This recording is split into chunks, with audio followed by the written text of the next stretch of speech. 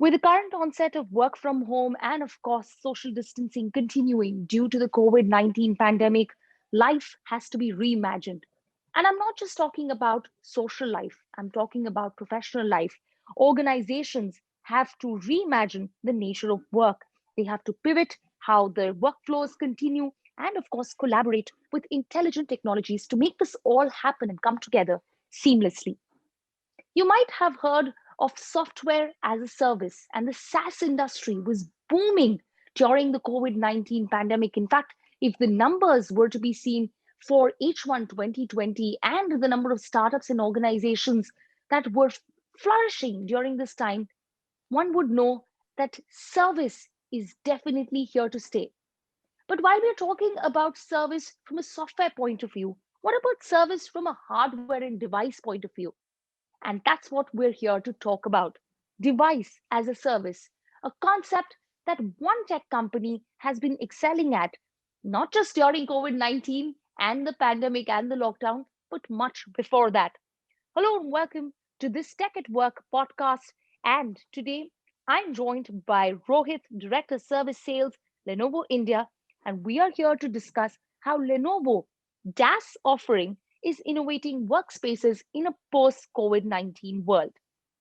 Rohit, thank you so much for being with us on this podcast. And as I said, you're here to give us a quick tutorial on what Lenovo has been up to. Thank you, Mega. I'm happy to be here and actually delighted to be a part of this podcast. Okay, so let's start by talking about what Lenovo's device as a service solution stands for. What is this vertical? It's the first time that we're hearing, this acronym come together. DAS. We've heard of SaaS, but talk about, what you folks have been up to at Lenovo. Hey, thanks, Mega. I definitely don't think this was going to be a tutorial, but thank you for the opportunity. Uh, you know, as a service model is growing, and this just not does not just apply for organizations or in the B2B space. In fact, all of us as consumers also have been experiencing the service as a model. Netflix, Spotify, Zipcars, they're all examples of as a service model. Now, as a service model offers convenience, they're customizable, and besides pricing, they also meet the needs of the end customer. For the PC industry, as per IDC, by 2023, at least 20% of hardware purchases will be on a as a service subscription type model. In unit value, this would be a few million devices. Now, coming to the Lenovo DAS proposition, the core tenet of the Lenovo DAS offering is actually flexibility. Flexibility that allows our customers to choose from a wide range of services and a wide range of devices. In fact, our DAS solutions will take flexibility to another level by allowing our customers to increase or move down a service as per their business needs. Customers can actually flex up or down, and this would be one of our key differentiators. I hope, Mega, that answers your question. Absolutely. But let me go ahead and ask one question for folks out there who are still wondering that when we talk about service and software and we talk about upgrades, it's imaginable, right? A software can be upgraded even remotely. But how do you upgrade service for devices remotely? So, look, the way we look at the PC life cycle, it's a six-stage life cycle. Starts from planning services to configuration to deployment, support protection, managed service and asset recovery. And customers have the choice to pick and choose what service they want. We could have customers today who come to us saying that they would want us to help them with the planning services, but they may not want us to give them the asset recovery service, which is the sixth stage of the life cycle. But they can they can later come and decide to give us that portfolio also. The other part to flexibility is an increase in the employee count or a decrease in the employee count, as easy as that. On the Lenovo dash model, that's the flex up and the flex down, where the organization could increase the number of devices or decrease the number of devices, could increase the services portfolio or decrease the services portfolio. Yeah, Megha, back to you. Right, Rohit. Talk to us about how your services that you have been providing has actually been helping your client portfolio through their digital transformation journey. And it would be great if you can add a few anecdotes or probably give us an example of a client who was working in a very traditional environment or a very traditional workflow and decided to get onto this digital transformation journey. Hey, that's a good question, Mega, and it could be a slightly long answer, but let me make an attempt at it. So, firstly, with COVID, organizations are feeling the pressure on cash flows, and as businesses limb back, the dilemma would be about prioritizing expenses. Now, traditionally, IT purchase has always been, for some strange reasons, considered to be a capex only model. But with the pandemic, companies will be forced to innovate. On one hand, with work from home, businesses will need the best in class devices and the best in class technology. And on the other hand, there will be the strong push to reduce costs. And I know we are seeing this everywhere. And the answer to this will be the device as a service model, where organizations do not end up paying upfront and at the same time will be able to provide employees with the best in class devices, services, and solutions. Now, the Lenovo DAS, if I could actually explain it as a fully managed, flexible service and support model that combines hardware, combines services, and combines software into a single configurable end-to-end solution at a periodic, predictable fee. The dash solution would actually enhance the experience of the end user and the organization over the entire life cycle. And I just spoke about the six-stage life cycle. The first stage being planning. Now, planning actually entails strategy. It includes assessment and personal consultation. That would help define the who, what, where, when, and why. Today organizations decide on a model and standardize the specifications without really realizing or without really going into the depths of understanding that different roles may require different specifications, which could also help them save a lot of money.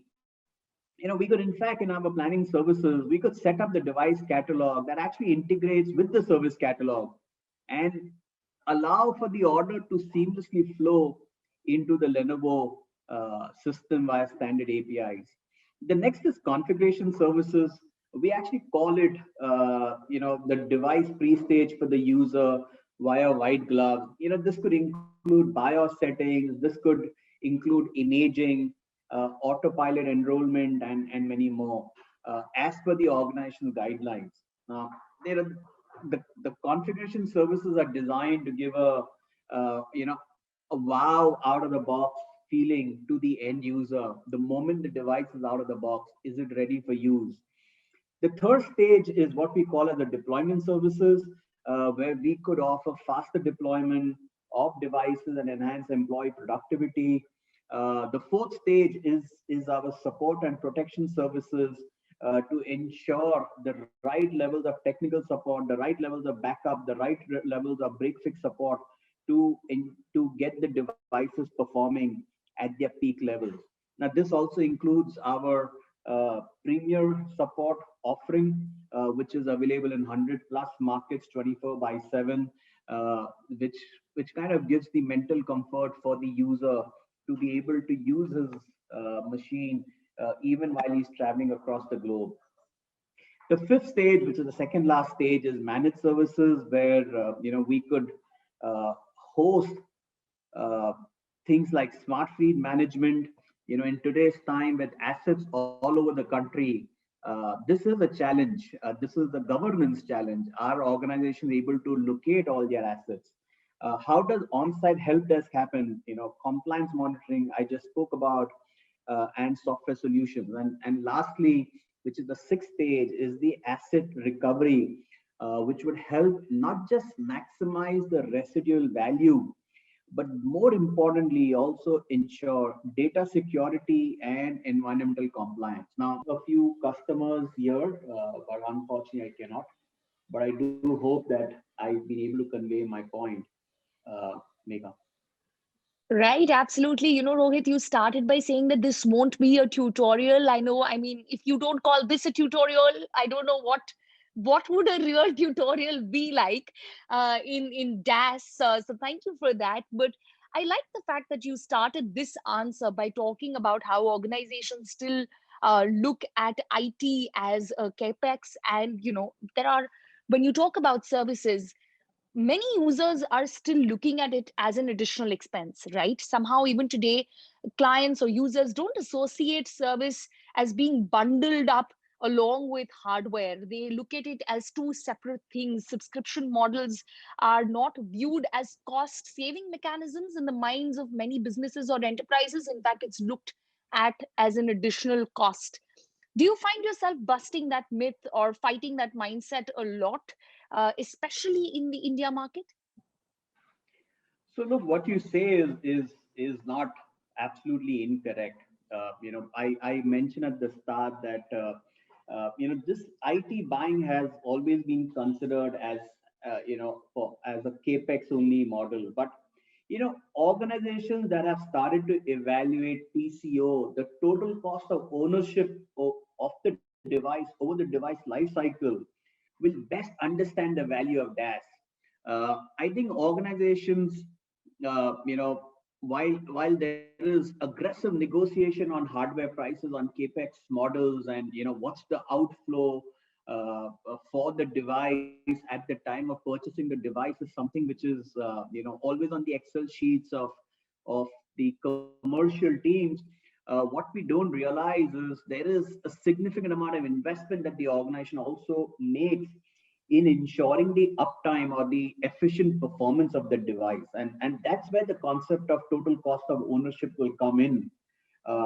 It's the, and that's where we will see more and more customers adapting the device as a service model, because not only will it save on the most important thing of cash flow, it will also ensure that organizations no longer are, yeah, like I said, performing those repetitive tasks of ensuring device.